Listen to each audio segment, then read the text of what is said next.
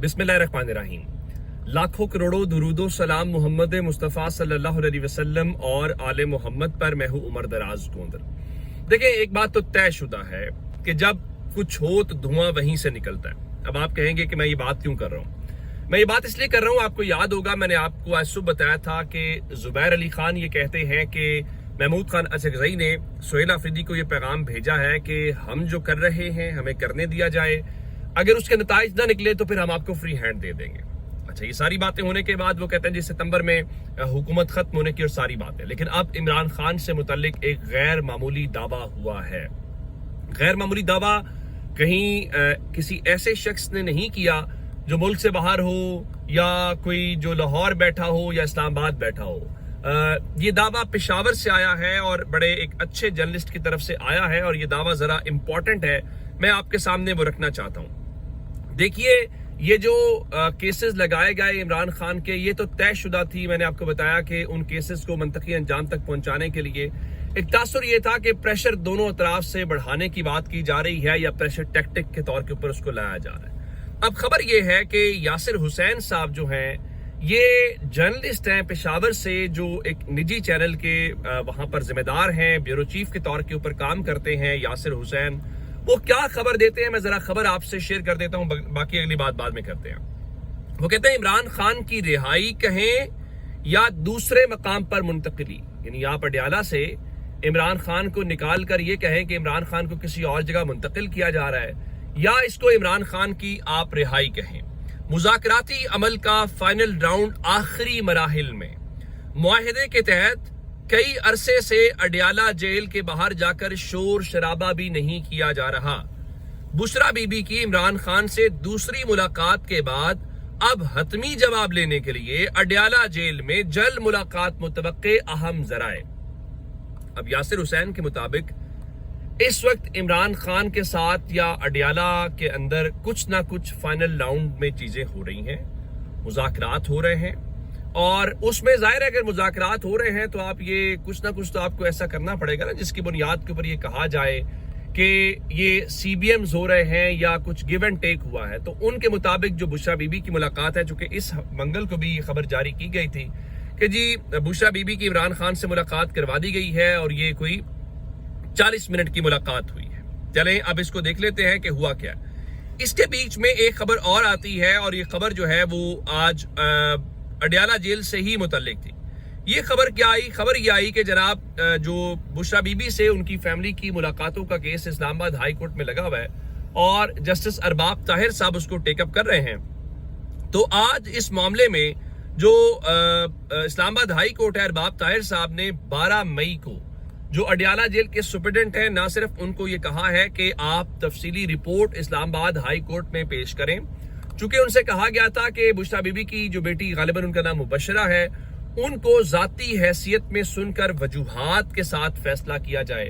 तो मेरा ख्याल है कि उन्होंने कोई फैसला नहीं किया, जिसके बाद अदालत ने अब उनको 12 मई को सुप्रिटेंडेंट अडियाला जेल को न सिर्फ जाती हैसियत में तलब कर लिया है, बल्कि उनको ये कहा है कि आप तफसीली रिपोर्ट भी लेकर आए। एक बात तो तयशुदा है, मैं पहले दिन से एक बात कहता हूं कि इमरान खान के जो फैसले हैं वो उसमें अदालतों में नहीं होने। मेरे से बहुत सारे लोग इस बात से इख्तलाफ भी करते हैं, वो कहते हैं जी कैसे नहीं हो रहे, फिर आप क्यों कहते हैं कि वो जाएं भी अदालतों में। देखिए, जाना आपको पड़ेगा, सिस्टम आपको, प्रोसेस आपको फॉलो करना पड़ेगा। लेकिन पाकिस्तान के अंदर आप अगर थ्योरेटिकल बात करेंगे तो यही होगा जी, देखें जी अदलिया तो फिर एक आज़ाद वो है एंटिटी है, तो वो तो अपने तौर पे काम करेंगे। लेकिन पाकिस्तान के अंदर अगर आप प्रैक्टिकल बात करेंगे तो आपको अंदाजा होता है कि आपकी इस्टेब्लिशमेंट के साथ चीजें ठीक होती हैं, पाकिस्तान में अदालतें ठीक हो जाती हैं। आपकी इस्टेब्लिशमेंट के साथ चीजें खराब होती हैं तो पाकिस्तान में अदालतों का आपके ऊपर रगड़ा शुरू हो जाता है। सो जो इस्टेब्लिशमेंट का मूड होता है पाकिस्तान में, अनफॉर्चुनेटली वही अदालतों का मूड होता है। सो अगर कोई कहीं अंडरस्टैंडिंग होती है तो आप देखेंगे बिल्कुल वैसे ही जैसे नवाज शरीफ को, एक सजा याफ्ता शख्स को, ये दुनिया की तारीख का एक मुनफरिद वाकया था जब एक सजा याफ्ता शख्स को जेल से निकालकर मुल्क से बाहर भेज दिया गया।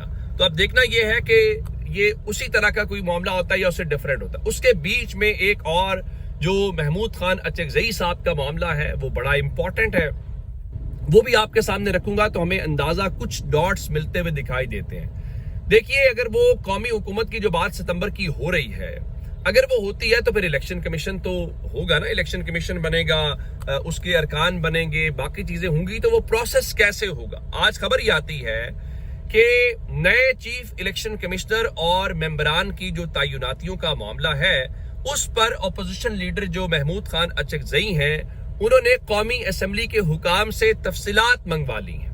اچھا, یہ تفصیلات کیا منگوائی گئی ہیں؟ بتایا گیا جی چونکہ الیکشن کمیشن حکام کی جو تعیناتی کے حوالے سے ایک طے شدہ آئینی طریقہ کار ہے, اس آئینی طریقہ کار کے مطابق جو وزیر اعظم ہوتے ہیں اور جو اپوزیشن لیڈر ہیں ان کے درمیان مشاورت ہونی ہوتی ہے, انہوں نے آپس میں ملنا ہوتا ہے, بامانی مشاورت کرنی ہوتی ہے. اگر وہ آپس میں ڈیسائیڈ نہ کریں یا ان سے فیصلہ نہ ہو پائے تو اس کے بعد ہی آگے چیزیں پارلیمانی پارٹی میں جائیں گی. تو محمود خان اچکزئی نے جو سابق اپوزیشن لیڈر تھے عمر ایوب, ان کے خطوط اور کمیشن میں جو تعیناتیوں کی تفصیلات ہیں ابتدائی طور پہ معلوم پڑا ہے کہ انہوں نے وہ طلب کی ہیں.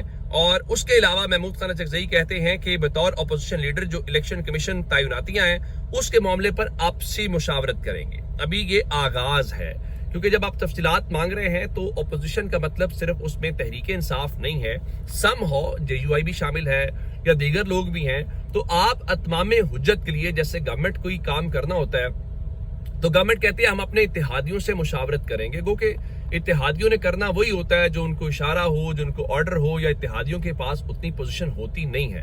سیم کیس ود اپوزیشن کے, اپوزیشن اکیلی جماعت نہیں ہے تو اپوزیشن نے بھی کیا کرنا ہوتا ہے کہ انہوں نے وہاں پر کچھ نہ کچھ ایسا ضرور کرنا ہوتا ہے, یا آپس میں وہ مشاورت کریں گے, مولانا فضل الرحمان سے ملاقاتیں کریں گے, ان کو اعتماد ملے گی. میرے لیے وہ چیز امپورٹنٹ نہیں ہے. میرے لیے امپورٹنٹ چیز اس وقت یہ ہے کہ جناب دیکھیے یہ جو سارا کچھ ہو رہا ہے نا, اس کے بیچ میں سے نتیجہ نکلتا کیا ہے. کیا کوئی سالڈ قسم کی چیز ایسی ٹیبل کے اوپر آتی ہے جس کی بنیاد کے اوپر کہا جائے کہ اب چیز کنکلیوڈ ہو گئی ہے, یا یہ کہا جائے کہ نہیں یہ صرف اور صرف اتمام حجت کے لیے چیزیں جو ہیں وہ ہمیں ہوتی ہوئی دکھائی دے رہی ہے. دیکھیے پاکستان میں بہت ساری چیزیں ہیں. اب دیکھیے مارکا حق کے حوالے سے اب بہت سیلیبریشنز کر رہے ہیں. وہ ایک بڑی دلچسپ بات جو ہے وہ آج حبیب اکرم صاحب نے کہی. ان کا دیکھیں آپ دنیا بھر کی فتوحات حاصل کر لیں لیکن جب تک آپ کی اکانومی ٹھیک نہیں ہے نا تو سمجھ لیں آپ کا کچھ بھی ٹھیک نہیں ہے. یہ بات درست ہے. یہ ویسے ہی ہے کہ میں صلح کرواؤں, یہ بات میں صلح کروانے کے خلاف نہیں ہوں, یا میں یہ نہیں کہہ رہا پاکستان نے کوئی غلط کیا ہے, زبردست رول پلے کیا ہے, یہی کرنا چاہیے تھا, اپنا رول پلے کرنا چاہیے. لیکن اس سے بھی امپورٹنٹ چیز یہ ہے کہ محلے کی لڑائی تو میں ختم کرواؤں, محلے میں لڑائی نہیں ہونی چاہیے, سب کو صلح صفائی سے امن سے رہنا چاہیے. یہ بات تو یہاں تک ٹھیک ہے, لیکن میرے گھر میں کھانے پینے کا سیٹ اپ بھی ہونا چاہیے, میرے باقی چیزیں بھی ٹھیک ہونی چاہیے, میری فائنینشیل پوزیشن بھی بہتر ہونی چاہیے.